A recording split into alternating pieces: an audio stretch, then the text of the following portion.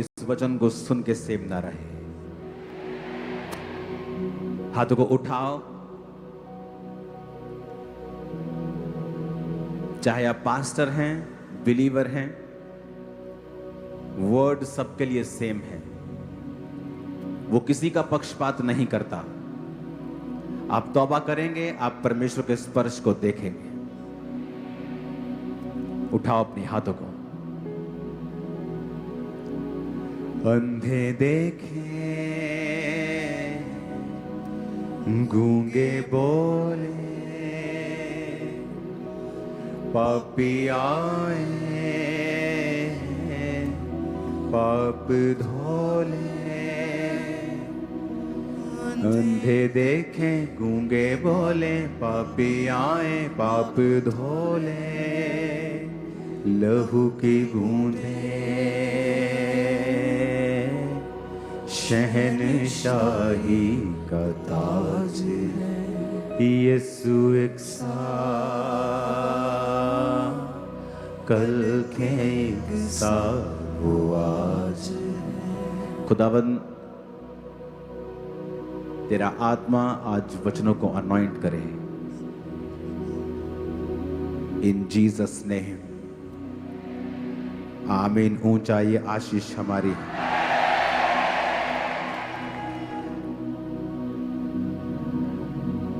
आपने 12 पॉइंट्स को सुना जो मैं प्रचार करता आ रहा हूं। 12 में से 10 आप सुन चुके हैं,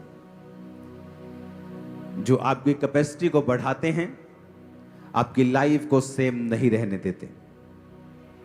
नम्रता और पश्चाताप, फेलोशिप करना खुदा से और दूसरे को सर्व करना, उदारपन और भलापन, फास्टिंग करना और अपने आप का सेल्फ डिनायल करना, वेट करना, स्टिल रहना, प्रार्थना वाला हृदय रखना, talk to the lord all the time. जो भी करना है गुप्त में करना, चाहे वो दान हो और प्रार्थना हो और चाहे उपवास हो। ऑर्डर को फॉलो करना और मैनेजमेंट को फॉलो करना, क्योंकि वो परमेश्वर की ओर से है। डर की आत्मा के अनुसार ना चलना और 10वां संयम रखना। ये वचन आप सुन चुके हैं। आज मैं एक बहुत इंपॉर्टेंट विषय के ऊपर बात करूंगा, वो है अपनी थिंकिंग को सेट रखना। इस क्रिश्चियनिटी में अगर आपकी थिंकिंग राइट नहीं है, इवन आप चर्च के मेंबर हैं, आप एक ऐसे ग्रुप के मेंबर हैं जो खुदा के कामों के लिए बुलाया गया है, आप एक विजन के मेंबर हैं, चाहे क्लोज मेंबर हैं जो परमेश्वर के कामों के लिए बुलाए गए हैं, अगर आपकी थिंकिंग राइट नहीं है, आप परमेश्वर के उस ब्लेसिंग को कभी भी हासिल नहीं कर पाएंगे। ये वेरी इंपॉर्टेंट टॉपिक है आज का, क्योंकि सब कुछ होते हुए भी आपके हाथ में कुछ नहीं आएगा। और मैं ये चाहता हूं कि आप इस वचन को बड़े ध्यान से सुने।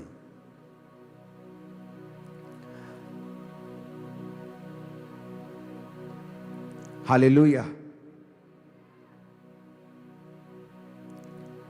अपने पड़ोसी को बोलो, ध्यान से सुन, क्योंकि तेरी जिंदगी सेम नहीं रहने वाली है। आमीन। अब वचन ये कहता है कि परमेश्वर का दास मूसा जब परमेश्वर के लोगों को लेके जा रहा था, तो परमेश्वर के दास को परमेश्वर की आत्मा की अगुवाई के द्वारा यह मालूम होता है कि हम जिस देश में जा रहे हैं उस देश में हम लोगों को भेजेंगे और वहां का भेद हम पाएंगे। गिनती की पुस्तक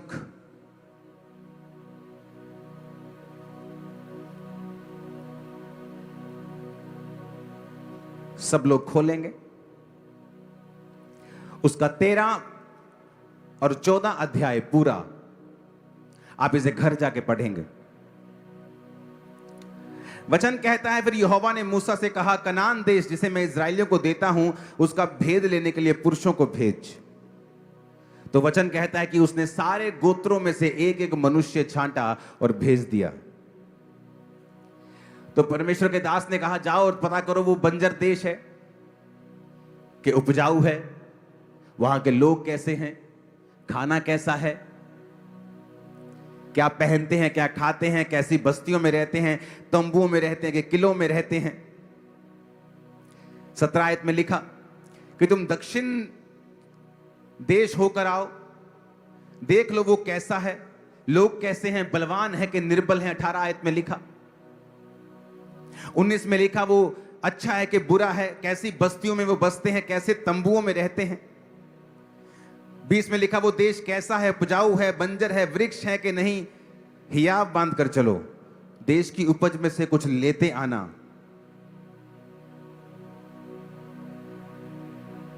हालेलुया। 25 में लिखा 40 दिन बाद वो उस देश का भेद लेकर लौट आए और परान जंगल के कदाइश नामक स्थान में मूसा और हारून और इस्राएलियों की सारी मंडली के पास पहुंचे और उन्होंने संदेश दिया और देश के फल दिखाए। उन्होंने मूसा से कहा, जिस देश को तुमने हमको भेजा उसमें दूध और शहद की नदियां बहती हैं, पर उस देश के निवासी बलवान हैं, नगर गढ़ वाले हैं, बड़े हैं, अनाकवंशी वहां रहते हैं, अमालेकी रहते हैं, अमोरी यबूसी रहते हैं, समुद्र के किनारे किनारे यर्दन के तट पर कनानी बसे हैं।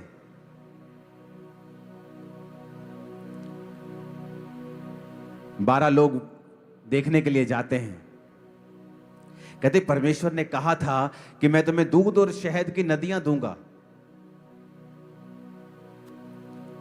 बात तो सही है, यहां पर दूध और शहद की नदियां तो बह रही हैं, पर कहता है ये नहीं, परमेश्वर ने बताया कि यहां के लोग बड़े बलवान हैं, वेरी पावरफुल।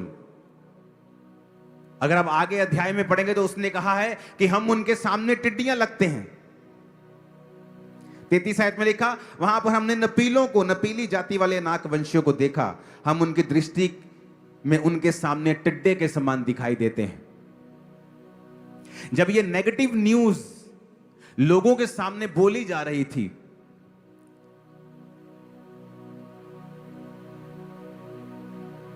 दो लोग ऐसे थे जिनकी सोच उन 12 से अलग थी। कालेब ने मूसा के सामने 30 आयत में लिखा, लोगों को चुप कराने के विचार से कहा, आओ उस देश को अभी चढ़कर अपना कर लें। It's a very spiritual thing. अब ध्यान से समझना कि 12 लोग कहीं गए और आकर हम पूरी प्रजा के सामने एक्सप्लेनेशन दे रहे हैं कि वो देश सच में मधु की नदियां बहती हैं, सचमुच आशीष है, लेकिन वो 12 कह रहे हैं वहां के लोग बड़े हैं, अनाकवंशी हैं, हम टिड्डे लगते हैं, हम उनको नहीं मार सकते, और वो नेगेटिविटी फैला रहे हैं लोगों में। और एक आदमी जिसका हृदय खुदा के साथ जुड़ा हुआ है, जलन रखने वाला, वो कवर करने की कोशिश करता है, कहता आओ उस देश को चढ़ के अभी अपना कर लें। कवर करने की कोशिश करता है लोगों के बीच में ताकि डर ना फैले। आप बहुत से क्रिश्चियंस को देखेंगे, उन्हें इतनी सेंस और अकल नहीं है कौन सी बात कहां पे करनी है। आपके अन्य जाति रिश्तेदार आपके पास बैठे हुए हैं और आप क्या बातें कर रहे हैं, मेरी टांग में दर्द है, मेरे घुटने में दर्द है, मेरी बॉडी में दर्द है, साढ़े घर च आ प्रॉब्लम चल रही। तुम बेवकूफ हो आत्मा में।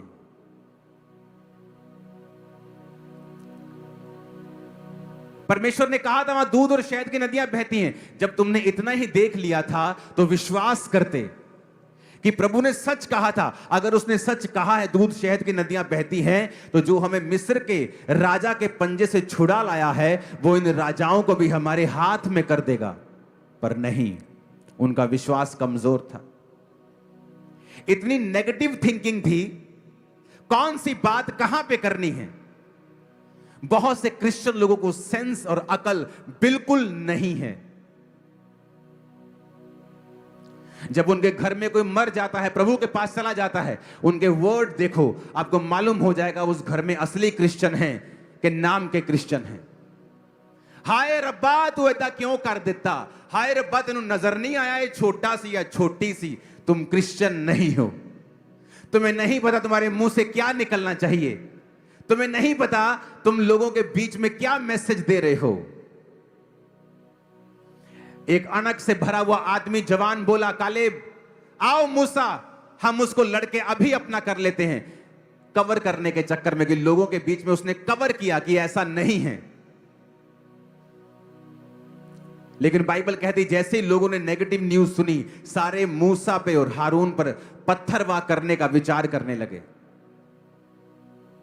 मूसा और हारून लोगों के सामने दंडवत करके कहते, रुको, परमेश्वर पर विश्वास करो। अगर उसने हमें यहां तक बुला दिया है, भेज दिया है, तो आगे भी वो हमारा ख्याल रखेगा। बाइबल कहती परमेश्वर ने मूसा से बात की और कहा, मैं इन लोगों से नाराज हूं। क्या इनको विश्वास नहीं कि जो परमेश्वर मिस्र के राजा से इन्हें छुड़ा सकता है, समुद्र दो भाग कर सकता है, एक ही टाइम में राजा को समुद्र के बीच में गिराकर सेना समेत मार सकता है, क्या मैं इनको वो नगर ना दूंगा? वो बड़े बड़े जायंट जिनसे ये डर रहे हैं, क्या मैं उनको इनके हाथ में ना कर दूंगा? सोच सोच, बिलीव सिस्टम। ये इतना पावरफुल है बिलीव सिस्टम कि आप बाहर से कैसे भी अपीयरेंस में हो, मेरा बिलीव सिस्टम क्या था कि मेरा परमेश्वर मुझे देगा, मैं उसकी सेवा करूंगा, वो हील करे ना करे वो मेरा परमेश्वर है।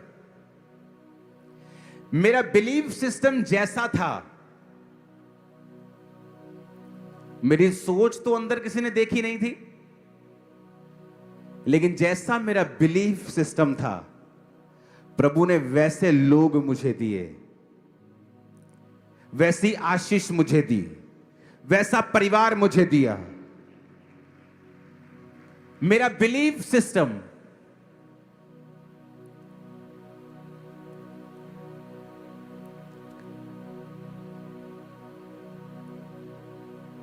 पास्टर बोलते मेरी पुलपट पे फायर नहीं है, मेरे जीवन में फायर नहीं। जैसे आप अपने दिमाग और थिंकिंग में परमेश्वर के साथ कनेक्ट होते हैं और अपने बिलीव सिस्टम को और अपनी थिंकिंग को आप परमेश्वर के वचन के मुताबिक करेक्ट कर लेते हैं, सडनली आप क्या देखते हैं? आपका परिवार आपके सामने ज्यादा समर्पित है, आपका बिजनेस ज्यादा सहजता से और बड़े ही ठहराव से चल रहा है, आपकी सेवकाई में जो लोग हैं आपके प्रति ज्यादा समर्पित हैं।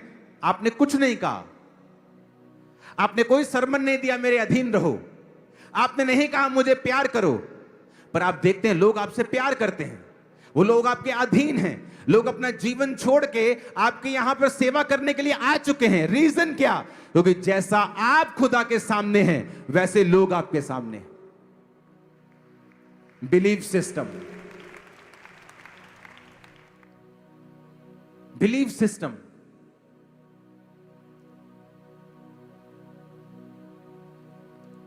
परमेश्वर ने कहा अब ये लोग जो कहते हैं कि हम अपने बच्चों और वाइफ को मरवाना नहीं चाहते, मैं इनसे कहता हूं कि 40 दिन ये उस देश का भेद लेने के लिए गए थे, अब 40 साल ये जंगल में फिरेंगे,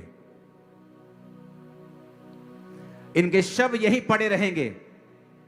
और जिन दो लोगों ने, कालेब और यहोशू ने विश्वास किया है कि मैं वो देश इन्हें दे सकता हूं, वही दो लोग होंगे जो कनान में प्रवेश करेंगे। और चेक करो अपनी बाइबल, उनमें से एक भी बंदा कनान देश नहीं जा सका। 40 साल वो उस जंगल में फिरते रहे, व्यभिचार में मरे, मूर्ति पूजा में मरे, दासों के खिलाफ कुड़कुड़ाने पर मरे, लेकिन जो आगे पहुंचा वो सिर्फ कालेब था और यहोशू था। बिलीफ सिस्टम, थिंकिंग, सोच कैसी है आपकी परमेश्वर के लिए? जब लोग नेगेटिव बातें बोल रहे थे उन्होंने कहा चला अभी लड़ते चल के, अभी चलते चलो। कवरिंग, परमेश्वर के लिए खड़े रहना। मैं 2018 से चर्च आ रहा था, मेरी 2019 में शादी हुई, फिर बेबीज नहीं हो रहे थे। मेरी वाइफ मुझे कहती थी तेरा परमेश्वर कुछ नहीं का, तू भी कुछ नहीं का। मैं श्रापित हो रहा था, मैंने छाड़ दे। पर बिलीफ सिस्टम, थिंकिंग, परमेश्वर देगा। अगर उसको दे सकता है, उसको दे सकता है, मुझे भी दे सकता है।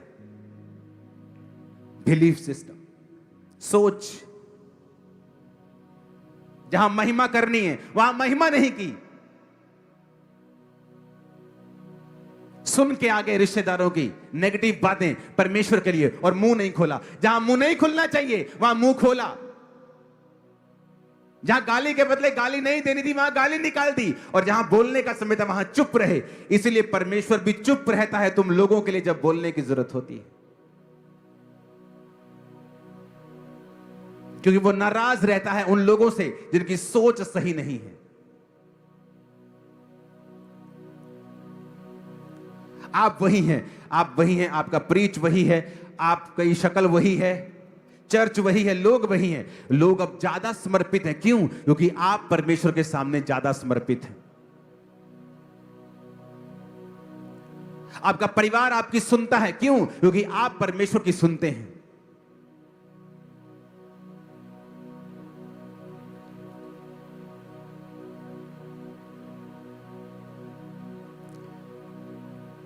मैं मैरिज नहीं करना चाहता था, मैं सोचा था मैरिज करके मैं फंस जाऊंगा,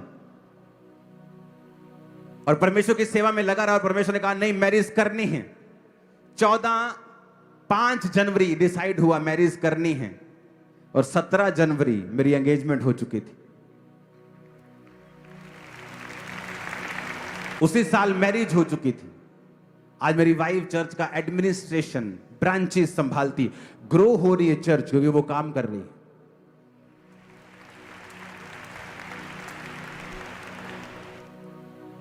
इंटरनेशनल वुमेन डे की आपको बधाई हो, मेरी वाइफ को और आपको सबको, मेरी बहनों को।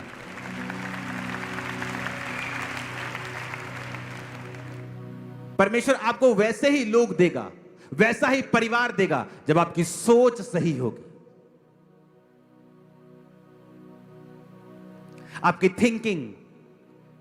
सेम 12 लोग, सेम झुंड के, सबकी सोच अलग अलग थी।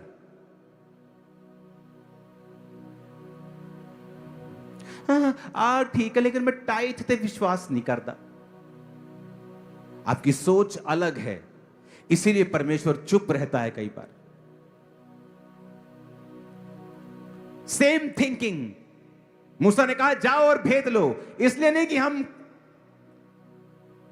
क्या कैसे करेंगे, इसलिए कि जाओ भेद लेके आओ, बताओ मेरे को क्या है वहां पे। परमेश्वर ने वो हमारे हाथ में कर दिया है, हम जाएंगे और वो गिर जाएंगे। पर सोच नहीं, ये नहीं होगा, नहीं नहीं ये बीमारी नहीं जाएगी, नहीं नहीं चर्च क्या कर लेगा, तुम्हें काम ये वो करना पड़ेगा, ये चर्च क्या, परमेश्वर क्या कर लेगा। सोच,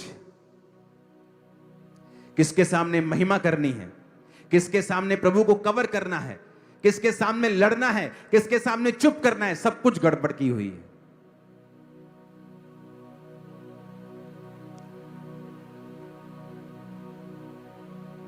हालेलुया। किसी में हिम्मत नहीं थी मेरे सामने आकर कोई परमेश्वर की बुराई करे या मुझे विश्वास से बहकाए, क्योंकि उनको मालूम था मेरा स्टैंड कैसा है। आप झुंड को छोड़ दो, लोगों के झुंड को, व्यभिचारी व्यभिचारी को ढूंढ लेगा, आत्मिक बंदा आत्मिक को ढूंढ लेगा, पवित्रताई वाला पवित्रताई को ढूंढ लेगा, चोर चोर को ढूंढ लेगा। बिना किसी के बात किए, बिना किसी को जाने आप 2 दिन छोड़ दो, 2 दिन में सब चोर अलग, व्यभिचारी अलग, पवित्र अलग, सब अलग अलग होंगे, क्योंकि आप अपने जैसों को अपनी ओर खींचते हैं। जब आप परमेश्वर की सोच से जीते हैं और अपनी थिंकिंग को राइट कर लेते हैं, और जैसा आप परमेश्वर के सामने जीते हैं वैसे ही रिफ्लेक्शन आपको अपने लोगों में दिखाई देती है। आप देखेंगे फिर वही परिवार है, वही फाइनेंस है, वही काम है, वही बिजनेस है, और सारा कुछ आपके समर्पण में चल रहा है, क्योंकि आप परमेश्वर के सामने समर्पित है। ऊंची आवाज में कहो हालेलुया। पास्टर समझाते रह जाएंगे, बोया करो, बोया करो, बोया। अगर तुम बोने वाले नहीं हो, लोग कभी नहीं बोएंगे। अगर तुम परमेश्वर के सामने समर्पित जीवन नहीं जीते हो, लोग कभी चर्च के सामने समर्पित नहीं होंगे।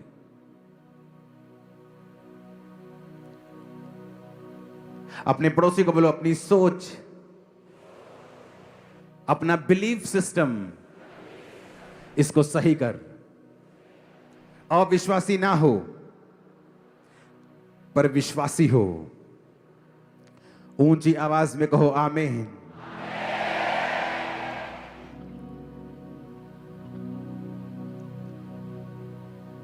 फिर से बोलो अपने पड़ोसी को, सोच सही कर, थिंकिंग सही कर, अपने मन को काबू में रख, अपने दिल को काबू में रख, क्योंकि जीने का मूल स्रोत वही है। आमीन बोलो ऊंची आवाज में। आपकी थिंकिंग, बिलीफ सिस्टम क्या है?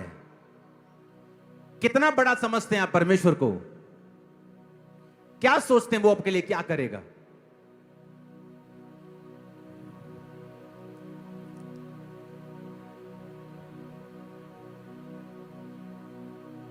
मेरी लाइफ की बिगेस्ट टेस्टिमनी थी मेरा बिजनेस।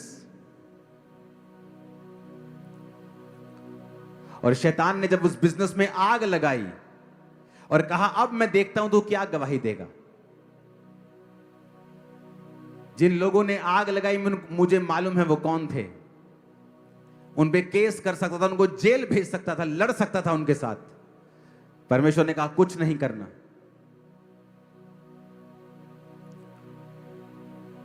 और जब मेरी मैरिज हुई, मेरी वाइफ उन्हीं लोगों में से है, उसी जाति में से है। परमेश्वर ने मेरी लाइफ के सबसे कड़वे अनुभव को सबसे बेस्ट और सबसे मीठे अनुभव में बदल दिया जब मैंने अपना थिंकिंग सही रखा। बिलीफ सिस्टम, थिंकिंग क्या है मेरी? क्या मैं विश्वास करता हूं कि उस आग में भी, उस परीक्षा में भी, क्या परमेश्वर मेरे संग हैं और सब बातें मिलकर भलाई को पैदा कर रही हैं? Belief system. यहां पे गड़बड़ होती है जब आप झुंड में रह के भी आशीष नहीं पा पाते हो। बिलीफ सिस्टम,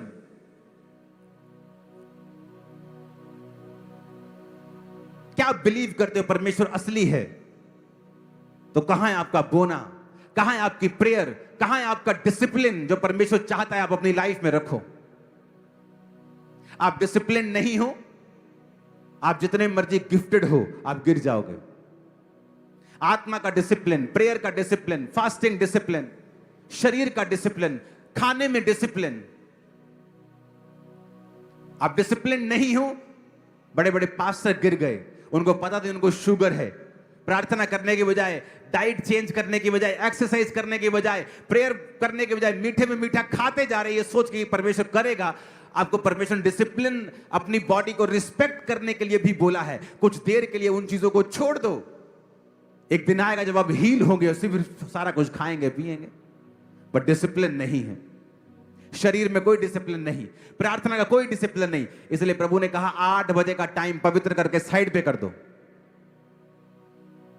आज हमारे घर में 7:55 पे प्रेयर की बातें शुरू हो जाती, बच्चे तैयार होने शुरू हो जाते। 7:55 हो गया, 7:55 हो गया, मुझे भी तैयारी शुरू हो जाती। 8 बजे हम प्रेयर में होते हैं। डिसिप्लिन। और मैं जानता हूं जो लोग 8 बजे रोज प्रेयर में बैठते हैं, 9:30 तक अपनी चेक कर लो प्रेयर लाइफ। आपको बिल्कुल ड्राई फील नहीं हो रही होगी, बिल्कुल सूखा नहीं होगा। आप सेटिस्फाइड होंगे कि हाँ ओके है सब कुछ। आप बहुत आगे बढ़ना चाहते हैं, सामर्थ्य पाना चाहते हैं, आप और प्रेयर करें, लेकिन वो इनफ प्रेयर है आपको बचाए रखने के लिए। आमीन। आपका बिलीफ सिस्टम डिपेंड करता है आपकी अगली लाइफ कैसी होगी, कहां तक आप जाएंगे, कैसी अचीवमेंट्स आप हासिल करेंगे, आपकी थिंकिंग, आपकी सोच। आमीन। अगर वो भाई हट जाता, 18 में आ रहा है, 19 में शादी हुई, तो पहला क्वेश्चन ये बनता कि प्रभु तूने मेरी ऐसी जगह शादी करवाई क्यों जहां बेबी नहीं हो। 2 साल 3 साल में मालूम होता है कि रसौलियां हैं, चलो कोई बात नहीं, सबके हो जाती, दवाई खा लो। बहुत औरतों के हो जाती, हट जाती, हो जाती, चलो कोई बात नहीं। थोड़े साल बाद फिर टेस्ट कराया, अब यूट्रस छोटा हो चुका है, फॉर्म चेंज हो गई है, ओवरीज एग नहीं पैदा कर रही हैं, रसौलियां जड़ वाली हो चुकी हैं, यूट्रस श्रिंक हो चुका है, अब निकालना पड़ेगा। अब चैलेंज है थिंकिंग, बिलीफ सिस्टम। चर्च आना छोड़ा नहीं, और परमेश्वर सपनों में अपने दूत को भेजते हैं, टच करते हैं, सेम मंथ प्रेगनेंसी होती उसी यूट्रस में, और बेबी बाहर आता है 9 महीने बाद। अरे परमेश्वर ने कहा तो था वहां दूध और शहद की नदियां बहती हैं। हां, वो तो बात सही है, पर वो लोग बड़े बड़े हैं। अरे अगर परमेश्वर ये कहता है कि वो तुम्हें दे देगा तो दे देगा, विश्वास करो। नहीं, हम आंखों के अनुसार चलेंगे, सेंस के अनुसार चलेंगे, जो महसूस करते हैं उसके अनुसार चलेंगे। और वचन कहता है विश्वास के बिना उसे प्रसन्न करना अनहोना है। बहुत से लोगों ने सेवकाई शुरू की लेकिन कभी एंटर नहीं कर पाए, क्योंकि बीच में चैलेंजेस आएंगे, चुनौतियां आएंगी। आप बिलीव सिस्टम अगर आपका कड़क होगा, माथा कड़क होगा, विश्वास कड़क होगा, तभी आप सेवा कर पाएंगे, नहीं तो नहीं कर पाएंगे।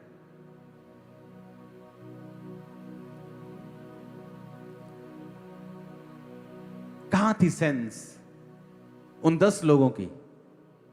उन्होंने ये नहीं सोचा कि हम लोगों के सामने ये बातें कह रहे हैं, लोगों का विश्वास हिल जाएगा।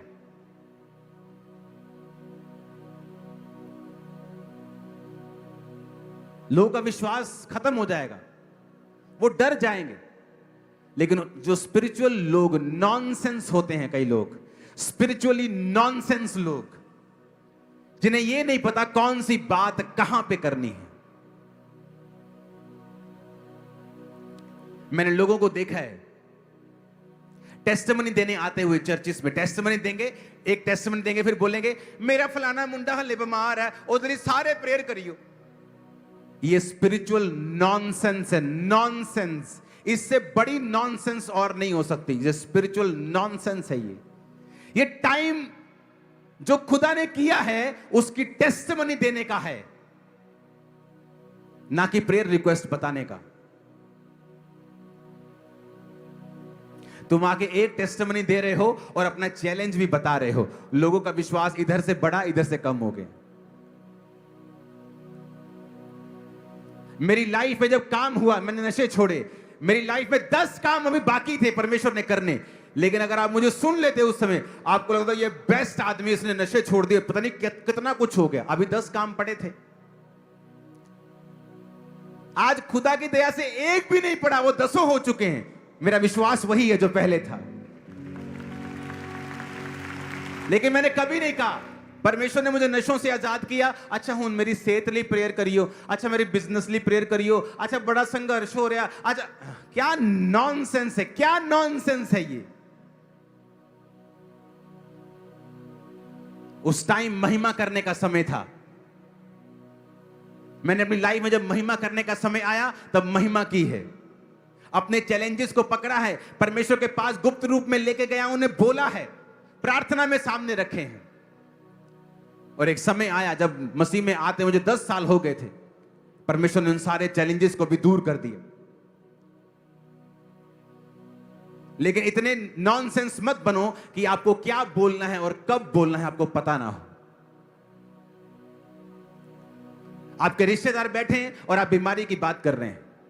जो खुदा ने किया है उसकी बात करो, जो प्रभु ने आपको दिया है उसकी बात करो। जो रहता है वो भी आ जाएगा, वो भी आ जाएगा।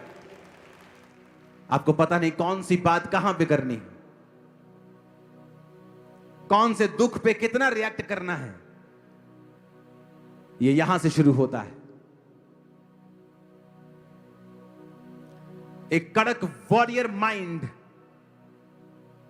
जब कड़क दिमाग, एक योद्धा का दिमाग जो परमेश्वर के लिए जलन रखता है,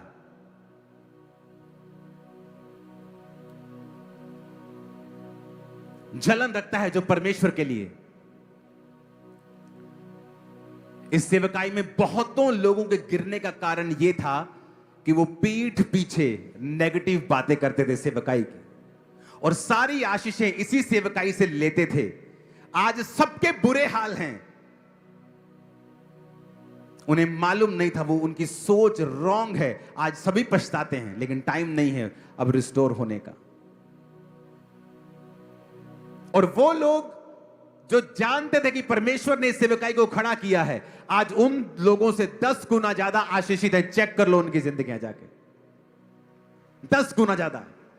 उनके परिवार, उनके बच्चे, उनकी फैमिली, उनका फाइनेंस उन लोगों से 10 गुना ज्यादा ब्लेस्ड है।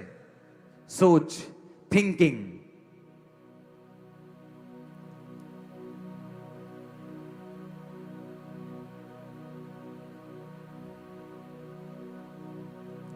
हालेलुया। आप परमेश्वर के संग हैं।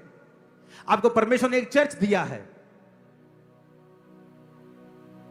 लेकिन व्यभिचारी लोग होते हैं ना, चलेंगे अपनी वाइफ के साथ, देखते जाएंगे दूसरे की वाइफ। स्कूटर पे अपनी बिठाई होती है और देख देख एक्टिवा वाले को रहे होते हैं। व्यभिचारी होते हैं ना कई, वैसे आत्मिक व्यभिचारी होते हैं। जहां किसी चर्च में रहे, सुन किसी चर्च को रहे होते हैं और कंफ्यूज रहते हैं कि हमने करना क्या है लाइफ में। परमेश्वर ने जब आपको एक चर्च दी है, उसके साथ अंग संग सब, पैसा, ताकत, बरकत, प्रेयर, फास्टिंग सब लगा दो, क्योंकि परमेश्वर ने वो आपको दिया है और उसी में आपकी बरकत है और किसी में नहीं। जाके चेक कर लो, जांच लो इस वर्ड को, जाओ इसको परख लो, जाओ, आपको मालूम हो जाएगा। तो सोच, थिंकिंग। आप थिंकिंग में वॉरियर बनते हैं पहले, सोच में। आपने जब सोच को काबू कर लिया, आपकी लाइफ काबू में आ जाती है। आमीन। आपके अंदर परमेश्वर की अणक है क्या? जलन है?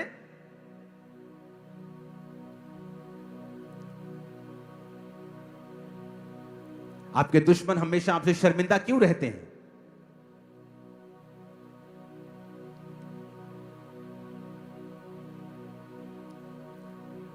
लोग चाहे जहां मर्जी चले जाएं,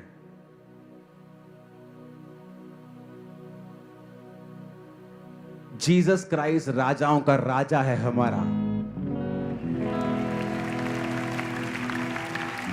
वो हमारा महान्यायी है। उसका हाथ हमारे सिर के ऊपर है, और बड़ा वाला हाथ है, छोटे वाला नहीं। आपके अंदर परमेश्वर की अणक होनी चाहिए। हालेलुया।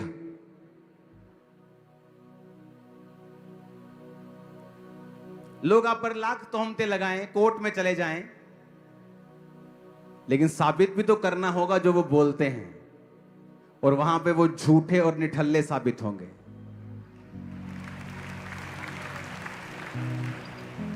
आमीन।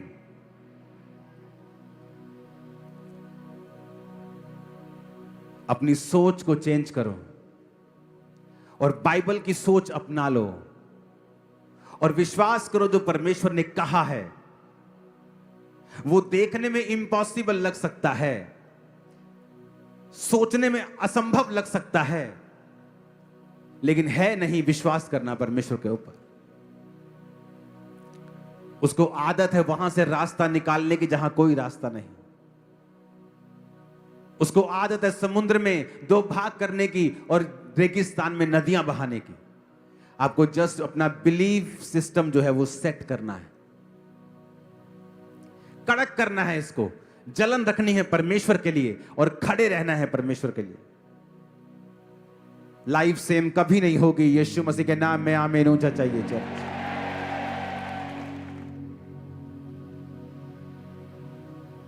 डिसिप्लिन रखना अपनी बॉडी में, स्पिरिट में, प्रेयर में, अपनी डाइट में। और यह भी इंपॉर्टेंट है आप लोगों के लिए। इन 12 पॉइंट्स के ऊपर जो पॉइंट नहीं है वो है मेजर क्वालिफिकेशन। इन 12 पॉइंट्स के साथ वो है पवित्रता। अगर आपकी लाइफ में पवित्रता ही नहीं है, इन 12 पॉइंट्स को आप कुछ नहीं कर पाओगे। आप कुछ भी करोगे, आप बोओगे, आप प्रेयर करोगे, आप फास्टिंग करोगे, कुछ भी आपका कबूल नहीं होगा अगर आप पवित्रता में नहीं है तो। अगर आप पवित्रता में नहीं है, आपकी लाइफ का ये कोई भी पॉइंट आप कुछ भी कर लें, कबूल नहीं होगा। कोई भी बिना पवित्रता के परमेश्वर को नहीं देख सकता है। बिना पवित्रता के आपकी लाइफ पर अटैक्स होंगे। प्रेयर लाइफ काम नहीं आएगी अगर आप पवित्रता में नहीं है तो। अगर आप पवित्रता की जिंदगी नहीं जीते हैं तो शैतान आपके हर हिस्से के ऊपर अटैक करेगा। ले हैंड भी काम नहीं आएगा, वचन भी काम नहीं आएगा, कुछ काम नहीं आएगा। बोलते रहोगे, डिक्लेयर करते रहोगे, जब तक आप पवित्रता के जीवन को अपनाते नहीं हो। इसीलिए पवित्रता एक गुण है। पवित्रता सबके पास नहीं है। शैतान के लोग प्यार करते हैं एक दूसरे से। दुष्ट आत्मा जब एक निकलती है और व्यक्ति काबिल नहीं रहता तो साथ लेके आती है, क्योंकि एक दूसरे से प्यार करते हैं। शैतानी आत्माएं, शैतानी आत्मा, दुष्ट आत्मा जो गिरी थी स्वर्ग से, वो लूसीफर से इतना प्यार करती हैं, उसके जैसा इतना बन जाती हैं कि आप जब दुष्ट आत्मा को निकालते हैं, आप उसे बोलते हो शैतान, जो उसका बाप है लूसीफर। आप नहीं बोलते दुष्ट, आप बोलते हो शैतान निकल जा, क्योंकि वो उसको इतना प्यार करती हैं कि उसी के जैसा बन जाती हैं। हाँ या ना? वो दुष्ट आत्मा इतना शैतान को प्यार करती है कि उसी के जैसे बन जाती है। लेकिन हमारे लोग इतना परमेश्वर से प्यार नहीं करते। यीशु ने कहा अगर तुम पवित्रताई में नहीं हो तो शैतान तुम पर अटैक करेगा। जब पवित्रताई में कमी होती है, शैतान आपकी लाइफ में एंटर करता है। कोई ले हैंड काम नहीं आएगा, प्रेयर काम नहीं आएगी, फास्टिंग काम नहीं आएगी, तौबा काम करेगी। वहां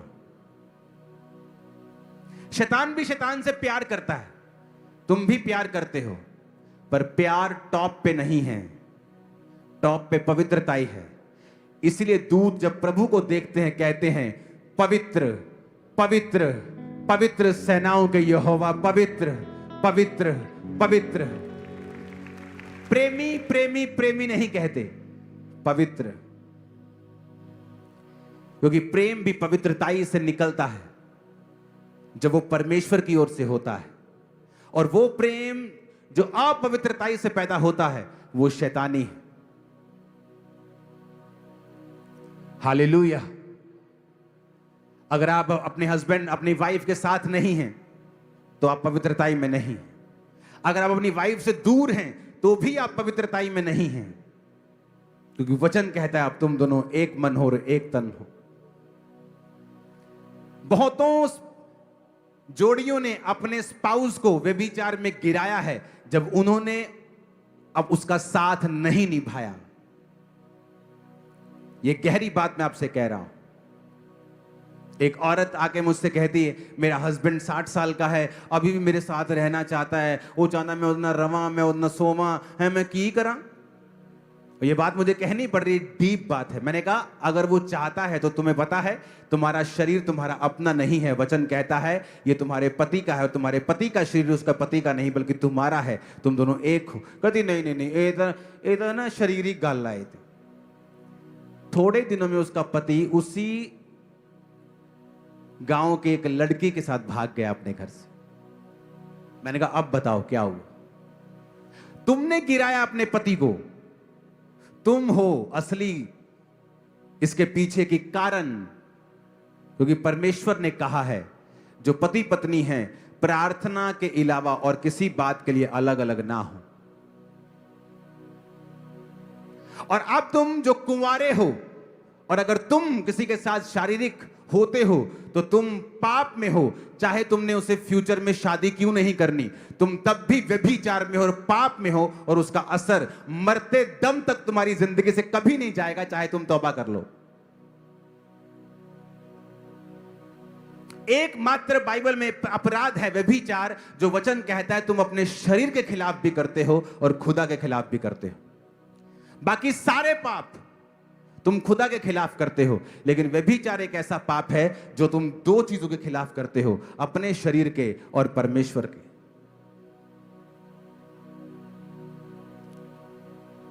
जब पवित्रता लाइफ में नहीं होगी, आप खोखले होंगे, शैतान आप पर हंसेगा, उसको आपसे कोई थ्रेट नहीं है।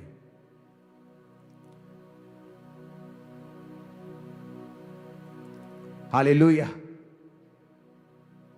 हालेलुया। अपने पड़ोसी को बोलो, पवित्रता के बिना कोई भी परमेश्वर को नहीं देख सकता। मेरी लाइफ में मैंने जितना यूथ देखा है, 50% यूथ व्यभिचार के कारण गिरा है, क्योंकि उनको नहीं पता फ्यूचर में उनके लिए क्या रखा हुआ था। 25% कुड़कुड़ाने के कारण गिरा है, परमेश्वर के खिलाफ, उसके दासों के खिलाफ, मैनेजमेंट के खिलाफ।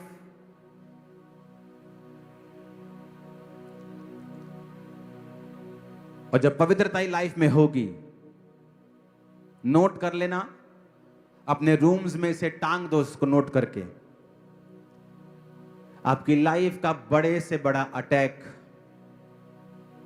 बड़ी से बड़ी लानत, बड़ी से बड़ी बीमारी, चुनौती पवित्रता में रहने के कारण कुछ ही सालों और महीनों में सदा के लिए खत्म हो जाएगी। कुछ भी हो, शैतान का अटैक हो, बीमारी का हो, गरीबी का हो, डिप्रेशन का हो, मैरिटल अटैक हो, फैमिली अटैक हो, एक्सीडेंट हो, इमोशनल प्रॉब्लम हो, एनी ट्रबल, जिस दिन आप फैसला कर लेंगे पवित्रता में जीने का, मैं प्रभु में जिया हूं, 19 साल का था मैं जवान जब परमेश्वर में आया, और जैसा मेरा लाइफ स्टाइल था, सबसे ज्यादा मैं व्यभिचार में गिर सकता था, क्योंकि जितनी लड़कियां मेरे आसपास थी, लेकिन उनसे बचा रह के मैंने अपने शरीर के साथ भी किसी भी तरह का कोई पाप नहीं किया। जो आज व्यभिचार में फंसते हैं, बोले मैं लड़की के साथ नहीं हूं, अगर तुम सेल्फ सेक्स में हो तो भी तुम व्यभिचार में हो, तो भी तुम व्यभिचार में हो।